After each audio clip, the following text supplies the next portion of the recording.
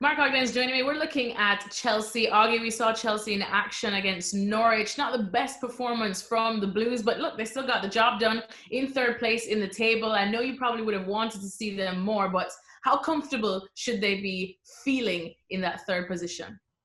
Well, it was a 1-0 win against Norwich. They scraped a victory. It really doesn't matter how well they win at this stage of the season, whether it's 1-0, 3-0, 5-0, whatever. It's better getting the points. And by beating Norwich last night, they give themselves a really good position to be in. But let's not forget, they go to Anfield next Wednesday. They've got to play Liverpool at Anfield. They might have to win that game to keep ahead of United and Leicester. So while Chelsea are in pole position, I do think they have some tough games left. And with Liverpool away and then Wolves at home, I think Wolves will be out of the top four race by then, but I still think that Chelsea have got a bit to do. But it depends on other teams. Look, United and Leicester both slipped up. We didn't expect Leicester to lose so heavily at Bournemouth. We didn't expect United to draw at Southampton. So there'll be more twists and turns in the final week, I'm pretty sure. We love some twists and turns, makes things interesting. But you know what? I hate to sound like Arsene Wenger, but the fact that we're talking about Chelsea in the top four, that is, some people would say an achievement in and of itself, especially top three, so to speak. And given that this is a team that at the start of last season, nobody really gave them a shout, given that Frank Lampard was coming in. He's this young, relatively inexperienced manager. They, of course, had the transfer ban and they had to use all of their young players. But now, seeing the Chelsea that we see today, is Frank Lampard a bit underrated? I think he is. I think when he got the job last summer, after Maurizio Sarri went to Juventus, it was a job that no real top manager in Europe really wanted because Chelsea had no money to spend. They just lost Eden Hazard. So for many coaches, that was a really bad job to take because at Chelsea, you don't really have time to bed in. You have to deliver straight away. So Lampard's gone in there with no Hazard. So he's lost his best player, brought in the kids. He'd sold two centre-halves, or certainly two and left in David Luiz and Gary Cahill.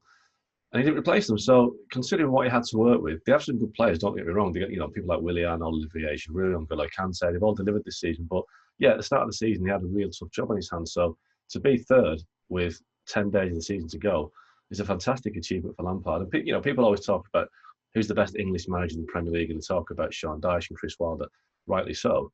But Frank Lampard's ahead of both. And people's always got these great resources at Chelsea. He's not spent any money. So Lampard has done a fantastic job at Chelsea. And yes, he does deserve more credit than he's getting because that was a job that not many managers wanted. And I suppose under Frank Lampard as well, we have seen, even though Chelsea didn't really have that much of a choice, but to put the young players out there in the spotlight for everyone to see and how whether they'd sink or swim, they definitely have been swimming and swimming pretty well. We've seen the rise of a couple of them. Which one of them, I guess, has stood out to you as a direct, that has had the direct impact from Frank Lampard that you think has genuinely improved under his tenure? Well, Tammy Abraham has got the goals, but I think Mason Mount for me, because Frank took him to Derby last season, gave him a chance to give him some first team experience at Derby. He really took that and he brought him back to Chelsea. And I don't think that if any other manager had come into Chelsea, Mason Mount would have been given a chance. He'd have been loaned out again. So I think Mason Mount is a real star for the future for Chelsea, and Lampard has given him that chance. I do think that Christian Pulisic has also had a great season, considering that he wasn't signed by Lampard. And I think at the start of the season, I don't think Lampard was convinced by Pulisic. I think he felt he was a little bit too lightweight, held onto the ball too long, and it took a bit of convincing. But since the restart, Pulisic has been flying. I think 8 goals now, 3 assists. Considering he was kind of billed as the replacement for Eden Hazard, which was a nightmare scenario for anybody. I think he's 1 goal short of Hazard's total in his first season at Chelsea. So Mason Mount and Pulisic for me, for different reasons, have been the standouts for Chelsea. Pulisic mainly because he's had to prove to Lampard that he's a player worth persevering with, and he's done that spectacularly recently. And props, of course, to the young ones, but we can't forget a certain Olivier Giroud. Not calling him old, but of course he's older than the young stars that we're talking about right now. And a certain Gary Lineker had tweeted that he feels that Giroud is underrated at Chelsea. How do you view it? Underrated, misjudged. I don't know what it is with Giroud. I think it does divide opinion, but you look at Giroud, and one thing he doesn't look very quick, but when he gets going, he's quick. And he's got that great centre-forward's ability to hold the ball. He's a great header of the ball, scores important goals. I just think what it is, I think centre-forwards are going out of fashion a little bit, and people look at a traditional number 9 and think he's a bit outdated, doesn't really add much. But, when you've got a good one, and Chelsea having Giroud, I think he makes a real difference. And I think that, yes, he is underrated, considering he's won a World Cup and he's won, major honours. I just think Chelsea getting more out of him and using him better than Arsenal did. I just think Arsenal didn't know what to do with him. And, at times I think he got into a comfort zone at Arsenal. He's gone to Chelsea. He's had to work hard.